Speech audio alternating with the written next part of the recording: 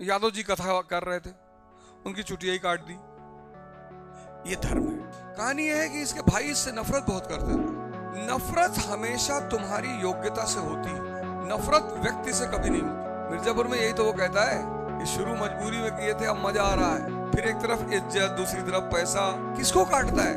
मैंने आईएएस बनने वाले लड़कों को ना कभी फालतू की बात करते हुए नहीं देखा। और ये बैठ गया दिल्ली की गद्दी पे। उसके बाद भाई साहब इसने जो जो कांड किए ना,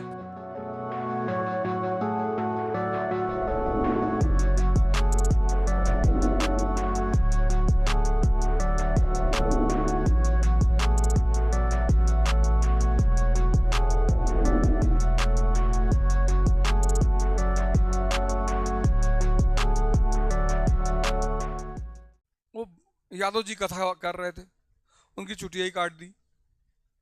ये धर्म है। अपना पता नहीं है, दूसरे का ठेका ले रखा है। चालीसा में एक नोबल था बलबन, इसकी भी कहानी बड़ी प्यारी है, बहुत प्यारी कहानी है। कहानी यह है कि इसके भाई इससे नफरत बहुत करते थे। नफरत कोई किसी से नहीं करता।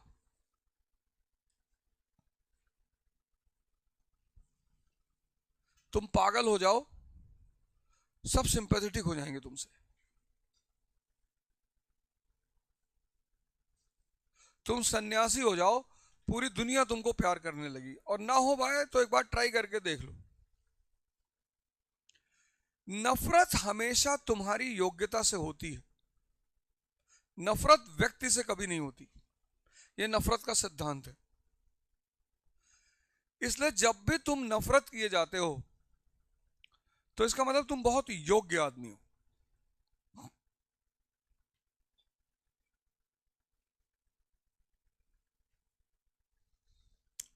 अच्छा, तुम में से ज्यादातर लोग क्या होता है तुम लोग के साथ कि तुम थोड़ी सी योग्यता दिखाते हो, समाज तुम पे अटैक करना शुरू कर देता है।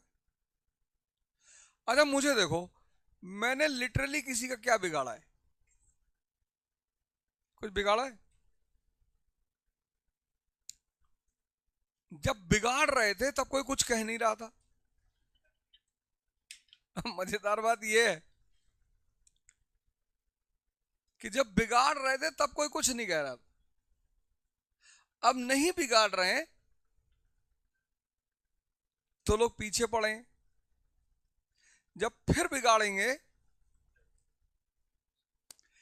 इसीलिए सोसाइटी में कोई क्रिमिनल जानबूझ के नहीं बनता।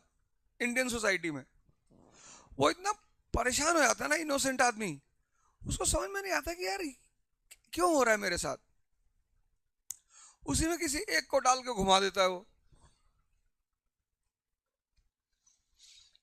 तो जैसे उसने एक को डाला, 90 तुरंत हाथ जोड़ लिए। उसको मजा आने लगता है कि अबे यही सही रास्ता है, ये सब गलत बता रहे थे कि पढ़ाई करो, ईमानदारी से जियो, ऐसा करो वैसा करो। उसको समझ में आता तो फिर वो 3-4 लोग और निपटा देता है। फिर जहां उसने 4-5 को निपटाया, फिर उसकी वसूली शुरू हो जाती। फिर एक तरफ इज्जत, दूसरी तरफ पैसा। किसको काटता है? मिर्जापुर में यही तो वो कहता है कि शुरू मजबूरी में किए थे, अब मजा आ रहा है। तो मजा इसी चीज का आता है। इसलिए इस लाइन में जब आदमी एंटर कर जाता है तो उसको एक समय का लगता है कि यार यही सही रास्ता है। यार फालतू में लोग बता रहे थे गंदा है, उधर मत जाओ, ऐसा मत करो, वैसा मत करो। बलबन के भाइयों ने इसको बेच दिया बगदाद के दास बाजार स्लेव मार्केट में। ये वहां से बिकते बिकते बिकते बिकते हिंदुस्तान पहुंचा। काबिल आदमी तो था ही। काबिलियत क्या है? काबिलियत कुछ शब्दों को पहचानने में है। दूसरों पे ध्यान मत दो, ये गुनाह अजीम है। दूसरों पे ध्यान देना ही नहीं है कि इनको इस रंग का टी शर्ट नहीं पहनना चाहिए। क्यों नहीं पहनना चाहिए भाई? बहुत अच्छे रंग है ये। सिर्फ खुद पे ध्यान दो। पैसे से ज्यादा इंपॉर्टेंट है टाइम। इसलिए टाइम की इज्जत करो।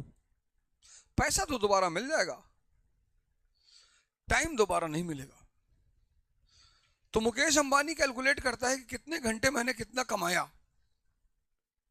मजदूर कहता 500 कमा लिया आज, बहुत है। रिलेशन कोई मायने नहीं रखता, ताकत, ताकत रहेगी तो सारे रिलेशन अपने आप रहेंगे, कोई कहीं नहीं जाएगा। ताकत खत्म, रिश्ते खत्म। लेकिन जब भी सजदा किया करो ना, तो मालिक से बस एक बात कहा करो कि तू इसको संभाल ले, मैं दुनिया संभाल लूंगा। सारा खेल यही है। तुमको लगता नहीं है कि सारा खेल यहां है।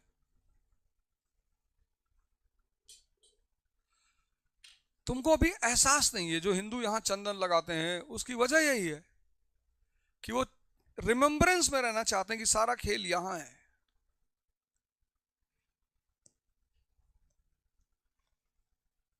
भाई जिसने ओला उबर बनाया वो सोच ही तो रही होगी, हाँ? जिसने ब्लिंकिट बनाया वो सोच ही तो रही होगी, वो उसने समय को पहचान लिया। अब ब्लिंकिट जिसने क्रिएट किया है वो सोचो कितना विजनरी आदमी था कि यार लोगों को कार में काम करते करते चीजें कम पड़ जाती हैं। काला नमक नहीं है भैया, ब्लिंकिट कर दो। भैया माचिस खत्म हो गई, ब्लिंकिट कर दो।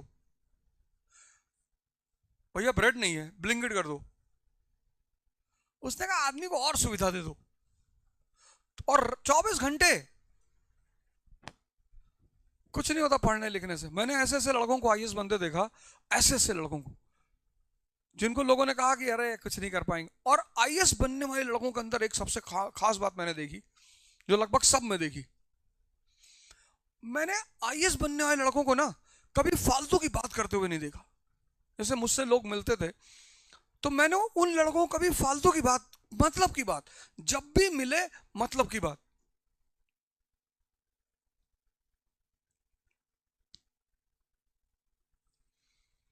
मतलब अपने 25 साल के टीचिंग कैरियर में जो सबसे कॉमन चीज मैंने देखी वो यही थी कि कोई भी आईएएस बनने वाला जो लड़का बना, उसमें से कोई भी नॉनसेंस बातें नहीं किया।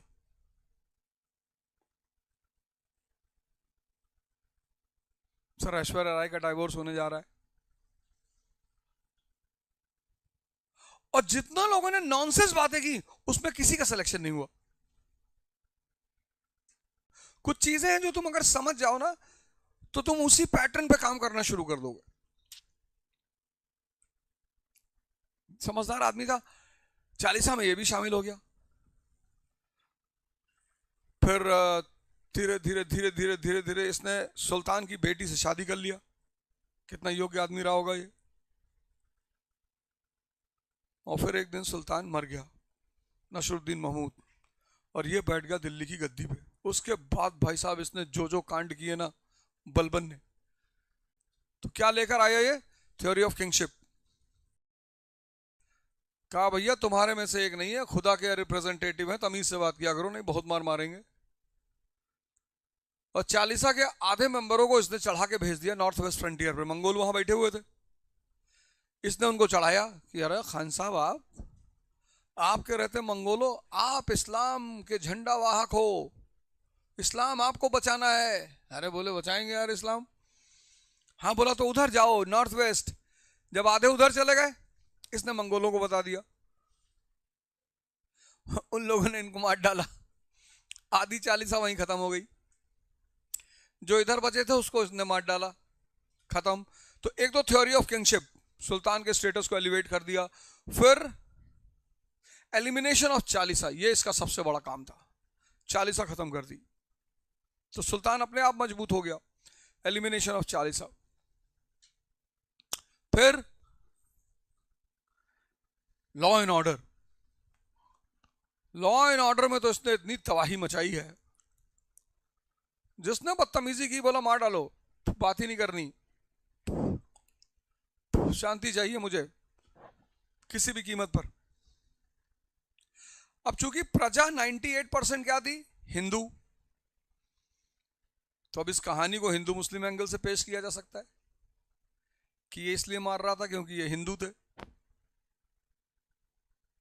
ऐसा बिल्कुल नहीं था। एक आध को मारा होगा इस वजह से भी, थोड़ा सा एक फीलिंग तो आनी ही चाहिए।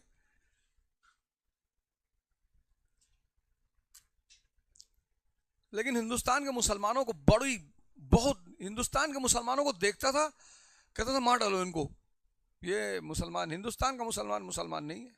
हिंदुस्तानी मुसलमानों से बहुत चिढ़ता था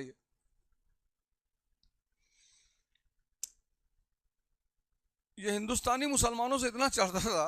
एक कमाल अहिया करके इसका अधिकारी था। इसने पूछा क्या, कहाँ के रहने वाले हो?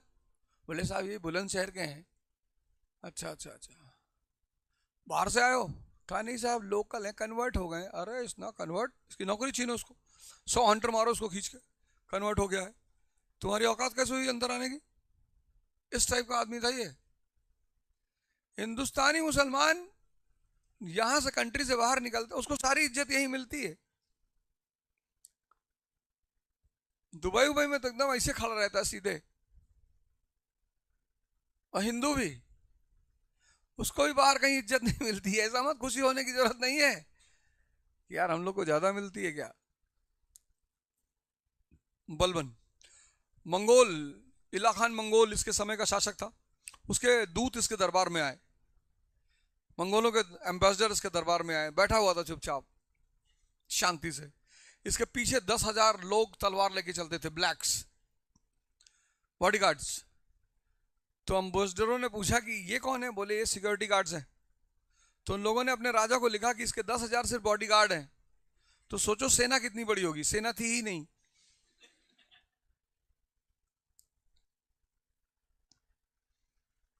सेना थी ही नहीं, ऐसे कांड करता था ये।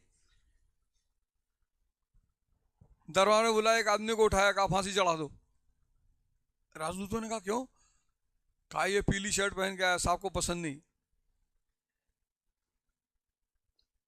ऐसी ऐसी हरकतें करता था। तो उन लोगों ने जाके बताया उधर कि बहुत डिस्टर्ब आदमी है, उधर मत जाना।